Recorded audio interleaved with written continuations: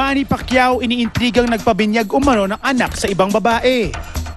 Kahapon, isang artikulo ang lumabas sa pahayagang Bulgar tungkol sa pag-attend ng pambansang kamao ng isang binyagan last September 17, 2011. Naisulat ang nasabing item matapos umanong makatanggap ang Bulgar editor na si Janice Navida ng isang email na umiintriga sa pagdalo ni Manny sa nasabing binyagan. Ayon di umano sa email na natanggap nila. Even though Manny Pacquiao acted as one of the ninongs, he is actually the father of the child. Ayon pa sa nasabing article sa Bulgar, naganap umano ang binyagan sa St. Francis of Assisi Church sa Shaw Boulevard, habang ang reception ay ginanap naman sa EDSA Shangri-La. Ilang mga pictures din ang pinadala ng source ng nakakaintrigang email kung saan makikita si Manny na kasama ang umano'y ina ng sanggol na pinabinyagan na pinangalanang si Kat Ordonez, isang 22-year-old culinary arts student sa Manila. Kinwestiyon naman ng Bulgar article ang motibo ng partidong naglabas ng nasabing mga paratang kay Manny. Ngayong nataon pa ito sa pag-alis ni Manny para maghanda sa laban nito kay Juan Manuel Marquez. Manny Pacquiao vehemently denies all of these malicious rumors.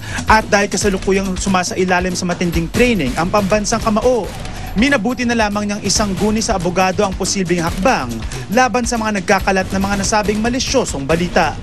Samantala, nakausap ng Showbiz Central ang babaeng tinutukoy sa article na si Kat Ordonez at pumayag siyang magsalita ngayong hapon para magbigay linaw sa kontrobersyang ito. Live na live!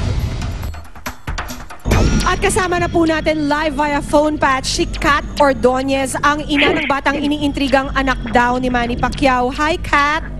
Hello? Hi, Kat! Hello? Yes, you're live in Showbiz Central. Si Pia to. Yes? Can you hear me? Yes? Okay, Kat. First of all, we'd like to know, ano ang reaction mo sa mga lumalabas na balitang pinapalabas nyo daw na ninong si Manny sa binyag ng anak mo, pero sa totoo, siya daw talaga ang tatay ng iyong anak? Hindi po totoo yun. Kasi po, si Congressman Manny Pacquiao, hindi po siya ang tatay na anak ko. Kinuha ko lang po siya na ninong sa binyag na naganap mo nung September 17 sa St. Francis of Assisi, right? Then, naganap po siya sa Shaw Boulevard. Doon po yung reception. Ipinanganak ko po yung baby ko noong November 17 to 2010 sa Capitol Medical Center. Then, hindi ko po totoo na si Congressman Manny Pacquiao ay tatay na anak ko. Kasi po, posible pong mangyayari yun. Kasi, Kat, before you go on, Kat, sorry can you, pwede bang ilayo mo ng kaunti ang telepono mo? Dahil hindi masyadong klaro ang audio mo eh. Gusto ko sana talagang maintindihan ka ng mabuti ng mga manonood at mga nakikinig sa'yo ngayon. So, you were saying? Imposible po kasi yung maging tatay si Congressman Manny Pacquiao po. Kasi po yung father ng baby ko, yung nasa Dubai po. Okay. Gusto ko malaman, Kat, paano mo nakilala si Manny at ano ang kaugnayan mo sa kanya at ginawa mo siyang ninong? Kasi po, ganito po yung story niyan. Yung ex-boyfriend ko po na assistant ni Manny Pacquiao, ni Congressman Manny Pacquiao po, lagi po silang kasama. So, nagiging close ko na po sila, Congressman Manny Pacquiao, saka yung mga ibang ninong na in-invite ko po sa binyag.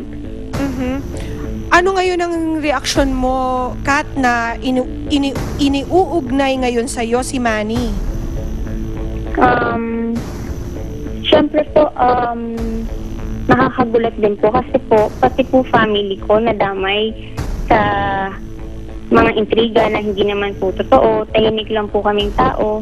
Saka nakakahiya naman din po sa family ni Congressman Manny Pacquiao. Meron ka bang gustong sabihin sa kanya? Kay Manny, sa kanyang pamilya, na syempre ay apektado rin sa balitang ito? Para po kay Congressman Manny Pacquiao at sa pamilya niya po, humihingi po ako ng paumanhin dahil hindi naman po totoo yung balita.